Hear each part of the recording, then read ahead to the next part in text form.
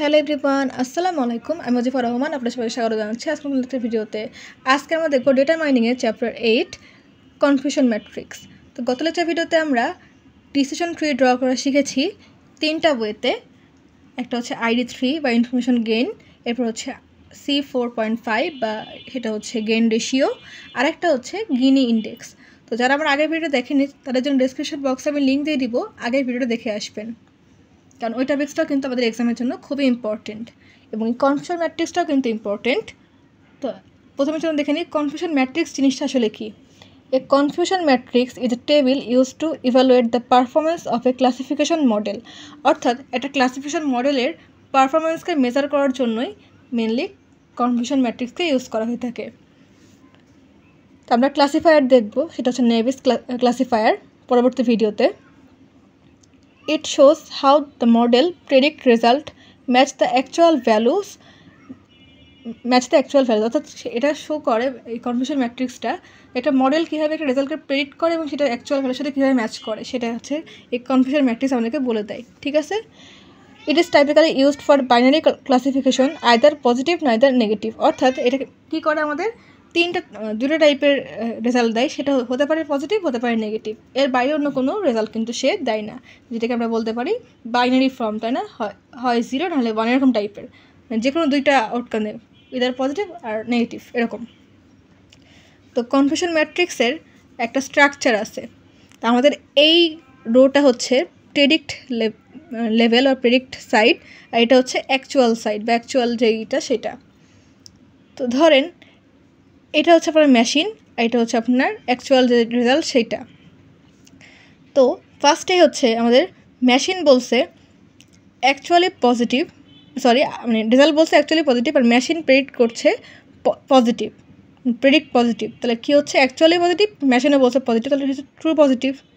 আবার আপনার রেজাল্ট আসছে পজিটিভ, আর আপনার মেশিন প্রেডিক্ট করছে নেগেটিভ, তাহলে কী আসছে ফলস নেগেটিভ, তাই না? অর্থাৎ সেটা কিন্তু নেগেটিভ না, ফলস নেগেটিভ, সেটা কিন্তু অ্যাকচুয়ালি পজিটিভ। ক্লিয়ার?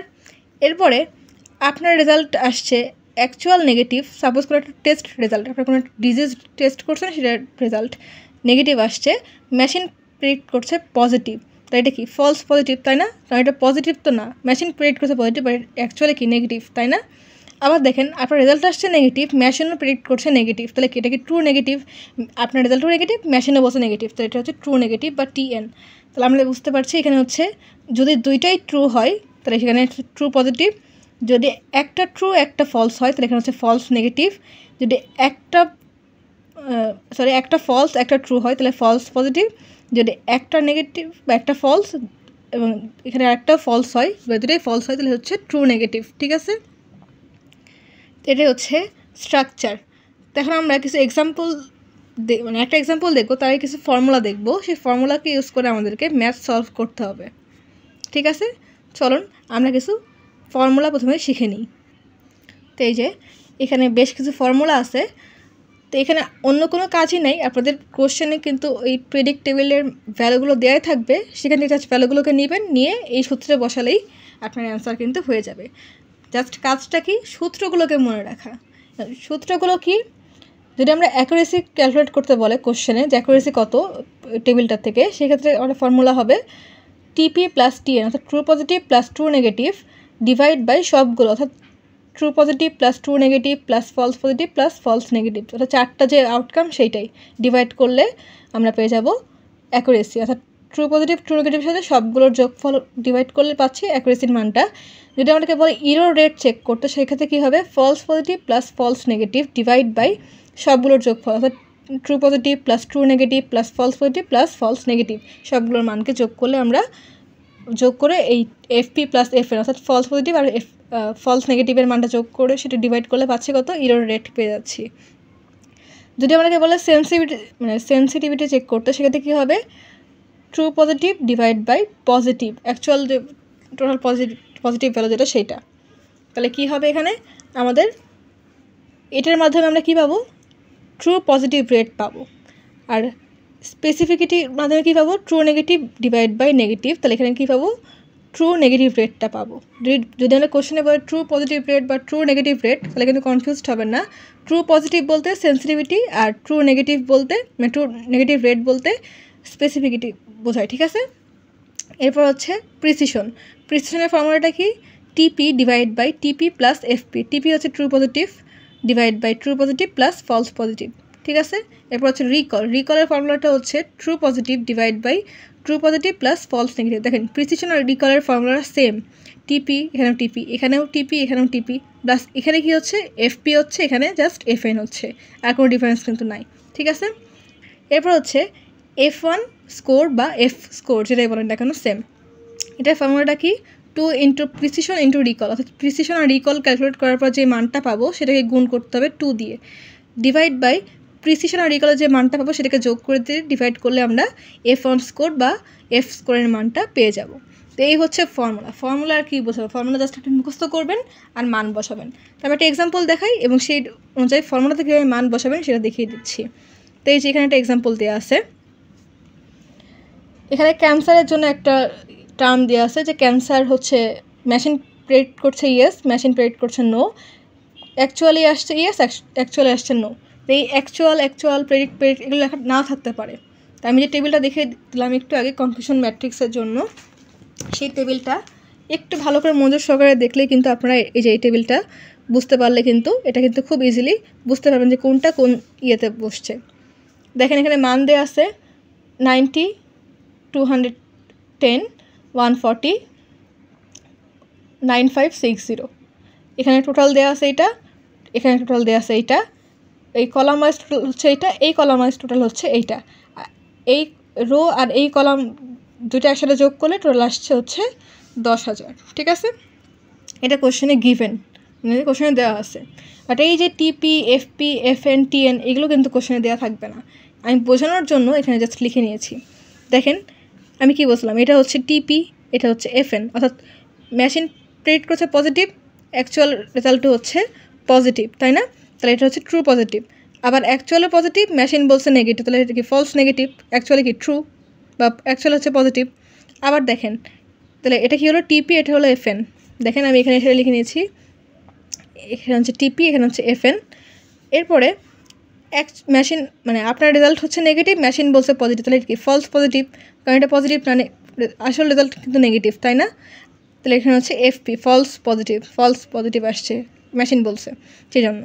এরপর হচ্ছে আপনার রেজাল্টও নেগেটিভ, মেশিনও প্রেডিক্ট করছে নেগেটিভ, তাহলে ট্রু নেগেটিভ, টিএন, দুইটাই নেগেটিভ আসছে, সেটা নেগেটিভ, তো এখানে হচ্ছে টিএন, আর এফপি হচ্ছে একটা ফলস পজিটিভ, এখানে লিখে নিয়েছি। এটা কিন্তু কোশ্চেনে দেওয়া থাকবে না, আপনাকে বুঝে নিতে হবে কোনটা কী হবে। আমি ভালো করে বোঝানোর চেষ্টা করেছি, তারপর যদি বুঝতে না পারেন অবশ্যই কমেন্ট করবেন, আমি তো কমেন্টে রিপ্লাই দেওয়ার চেষ্টা করবো। তবে যদি ভিডিওটা মনোযোগ সহকারে দেখেন তাহলে জিনিসটা আসলে বুঝতে পারবেন, খুব বেশি কমপ্লেক্স কিছু না, খুব ইজি একটা টার্ম। তো আমরা পেয়ে গেলাম কি, টিপির মান হচ্ছে 90, এই যে 90, এফএনের মান হচ্ছে 210, এফপির মান হচ্ছে 140, আর টিএনের মান হচ্ছে 9560। সবগুলো মানকে লিখে নিয়েছি। এখন জাস্ট কি করব, আমাদের যে ফর্মুলাগুলো সেগুলোতে মান বসিয়ে, মানে সূত্রতে মান বসিয়ে ক্যালকুলেশন করবো, আর কোনো কাজ নাই। জাস্ট এইটা ক্যালকুলেশন করতে পারলে আপনারা খুব ইজিলি ম্যাথকে সলভ করতে পারবেন, ঠিক আছে। তো সেই জন্য আপনাদের সূত্রগুলোকে সবার আগে ভালো করে মুখস্থ করতে হবে। তো অ্যাকুরেসি ফর্মুলা কী ছিল? TP plus TN, FP plus TN plus FP plus FN, অর্থাৎ টিপি প্লাস টিএন আর ডিভাইড বাই সবগুলোর যোগফল, এই যে টিপি, এফএন, এফপি, টিএন সবগুলোর যোগফল, ঠিক আছে। তাহলে টিপি কত ছিল 90, আর টিএন কত ছিল 9560, দিয়ে দিলাম। টিপি ছিল 90, এবার টিএন ছিল 9560, এফপি ছিল 140, আর এফএন হচ্ছে 210, লিখে দিলাম। যোগ করে এটা যোগ করলাম, করে ডিভাইড করলে আসছে 0.965। এটাকে যদি আমরা 100 দিয়ে গুণ করি তাহলে আমরা পার্সেন্টেজ আকারে পেয়ে যাচ্ছি। তাহলে 100 দিয়ে গুণ করলে কথা পাচ্ছি 96.5%। ক্লিয়ার? এটা হচ্ছে আমাদের অ্যাকুরেসি হয়ে গেল। এখন আমরা কী বের করবো? এখন আমরা ক্যালকুলেশন করব ইরোর রেটটা। ইরোর রেট কত? ইরোর রেটের ফর্মুলা কী ছিল? FP plus FN divide by TP plus TN plus FP plus FN. তাহলে এফপি আর এফএনের মানটা কত? এই যে এফপি আর এফএন, এফপি হচ্ছে 140 আর এফএন হচ্ছে 210, তাই না? তাহলে 140 আর 210 যোগ করে দিলাম, আর নিচে হচ্ছে সবগুলোর যোগফল, অর্থাৎ এখানে যতগুলো মান আছে 90, 9560, 140, 210 সবগুলোকে এখানে যোগ করে দিলাম। এই যে যোগ করে দিলাম, তো এটা ক্যালকুলেশন করলে আসছে 0.035। তো এটাকে এখন যদি 100 দিয়ে গুণ করে দিলাম পার্সেন্টেজ পেয়ে যাচ্ছি, তো 100 দিয়ে গুণ করলে আসছে 3.5%। এটা হচ্ছে ইরোর রেট হয়ে গেল। এরপর হচ্ছে সেন্সিটিভিটি, অর্থাৎ এটা হচ্ছে আমাদের ট্রু পজিটিভ রেট, তাই না? এটার ফর্মুলাটা কী ছিল? টিপি divide by TP plus FN. টিপির মান তো আমরা জানি, টিপির মান হচ্ছে যেখান থেকে যদি দেখি টিপির মান হচ্ছে এখানে কত ছিল 90, তাই না? তাহলে 90 ডিভাইড বাই টিপি আবার আসছে, তাহলে 90 প্লাস এফএন। এফএনের মান কত ছিল? এফএনের মান ছিল 210, তাহলে 210 যোগ করে ডিভাইড করলে কত আসছে? 0.3। এটাকে 100 দিয়ে গুণ করলে আমরা পার্সেন্টেজ পেয়ে যাচ্ছি, তাহলে 0.3 × 100 করলে কত পাচ্ছি? 30%। তো এটা হয়ে গেল আমাদের সেন্সিটিভিটি বা ট্রু পজিটিভ রেট। তো ট্রু পজিটিভ রেট তো বের করলাম, তাহলে আমরা কী করবো? ট্রু নেগেটিভ রেট বের করবো। ট্রু নেগেটিভ রেট বের করার ফর্মুলাটা কি? এটা হচ্ছে স্পেসিফিকিটি। এটার ফর্মুলাটা হচ্ছে TN divide by TN plus FP. তাহলে টিএন হচ্ছে কত? টিএন হচ্ছে আমাদের এই যে 9560, তাহলে 9560, এখানে আবার টিএন পাইছি, তাহলে 9560 প্লাস এফপি। এফপির মান কত? এফপির মান হচ্ছে 140, তাহলে 140 ডিভাইড করে প্লাস, মানে এটা ক্যালকুলেশন করলে কত পাচ্ছি? 0.9856। এই 0.9856 সাথে 100 গুণ করলে কত পাচ্ছি? 98.56%। পার্সেন্টেজ আকারে নিয়ে নিলাম, আর ট্রু নেগেটিভ রেটের পার্সেন্টেজ হচ্ছে 98.56%। ঠিক আছে? তাহলে এখানে আর একটা কী সূত্র ছিল? সেটা হচ্ছে প্রিসিশনের ফর্মুলা ছিল, তাই না? প্রিসিশনের ফর্মুলা কী ছিল? টিপি divide by TP plus FP. তাহলে টিপি কত ছিল? টিপি ছিল হচ্ছে আমাদের এই যে 90, তাহলে 90, আবার এখানে কী পাচ্ছে? টিপি, তাহলে 90 প্লাস এফপি। এফপির মান কত? এফপির মান হচ্ছে 140, এখানে হচ্ছে 140। এটাকে ক্যালকুলেশন করলে কত আসছে? 0.3913। তাহলে এটার সাথে 100 গুণ করলে কত আসছে? 39.13%, তাই না? এটা হচ্ছে প্রিসিশনের মান। এরপরে কী ছিল? রিকল, তাই না?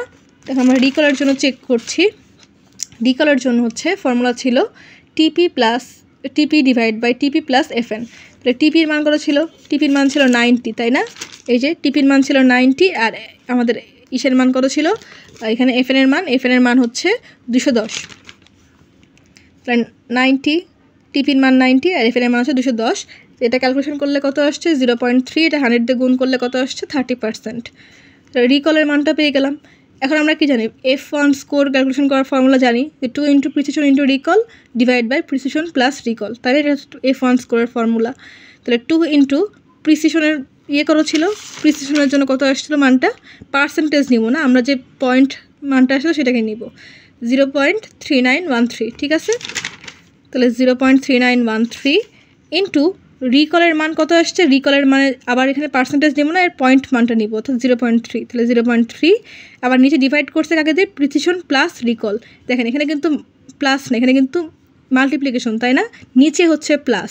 মানে সূত্রগুলো ভালো করে মুখস্থ না করলে কিন্তু এটার অ্যান্সার কখনোই করতে পারবেন না। সূত্রগুলো সবার আগে ভালো করে মুখস্থ করতে হবে। তাহলে এখানে আবার প্রিসিশনের মানটা কত পেয়েছিলাম? এই যে পয়েন্ট মান যেটা 0.3913, এটার সাথে আবার কি করছি? প্লাস করছি কাকে? রিকলের যেইটা পয়েন্ট ভ্যালুটা সেটা 0.3 যোগ করলাম, সেটা ক্যালকুলেশন করলে কত আসছে? 0.3396। এটাকে 100 দিয়ে গুণ করলে কত পাচ্ছি? সরি, এখানে পার্সেন্ট এখানে না, এখানে হবে 33.96%। তাহলে আমরা F1 স্কোরের মানটাও পেয়ে গেলাম। তো আমি চেষ্টা করেছি স্টেপ বাই স্টেপ আপনাদেরকে এই কনফিউশন ম্যাট্রিক্সটা বুঝাই দেওয়ার জন্য। তো হোপফুলি আপনারা বুঝতে পারছেন। তারপর যদি কোনো কনফিউশন থাকে অবশ্যই কমেন্ট করবেন, আমি আপনাদের কমেন্টে রিপ্লাই দেওয়ার চেষ্টা করব। তা আপনারা কোশ্চেনটা ভালো করে ফলো করবেন যে কোশ্চেনে অ্যাকচুয়ালি কী চাওয়া হয়েছে। যদি এরকমভাবে একটা ডেটা সেট দেওয়া থাকে এবং সেখান থেকে বলা হয় কনফিউশন ম্যাট্রিক্স ক্যালকুলেশন করতে, তাহলে সেক্ষেত্রে আপনারা এই সবগুলোর মান বা সবগুলোর সূত্র অনুযায়ী তার মান বসিয়ে ক্যালকুলেশন করবেন। আদারওয়াইজ যদি বলা থাকে যে সাপোজ যে কোনো 2-3টার মান দিয়ে ক্যালকুলেট করতে বলছে, অ্যাকুরেসি বের করতে বলছে, ইরোর রেট বের করতে বলছে, প্রিসিশন বের করতে বলছে, রিকল বের করতে বলছে, যদি স্পেসিফিক বলা থাকে স্পেসিফিক ওইগুলোর মানই বের করবেন, সবগুলোর মান তখন আর বের করা লাগছে না। আদারওয়াইজ যদি কোশ্চেনের কিছু বলা না থাকে সেক্ষেত্রে সবগুলোর মান কিন্তু আপনাকে বের করতে হবে। এই সূত্রগুলো ভালো করে মুখস্থ করবেন, তাহলে খুব ইজিলি এখান থেকে আপনারা অ্যান্সার করতে পারবেন। তো আজকের মতন এই পর্যন্তই। চ্যানেলটা এখন সাবস্ক্রাইব করেন, চ্যানেলকে প্লিজ সাবস্ক্রাইব করবেন, ভিডিওতে লাইক করবেন, কমেন্ট করবেন, শেয়ার করবেন। পরবর্তী ভিডিওতে দেখবো আমরা এই চ্যাপ্টারের লাস্ট টপিক, সেটা হচ্ছে নেভি বায়াস। তো পরবর্তী ভিডিও দেখার আমন্ত্রণ রইল। আজকের মতন আল্লাহ হাফেজ।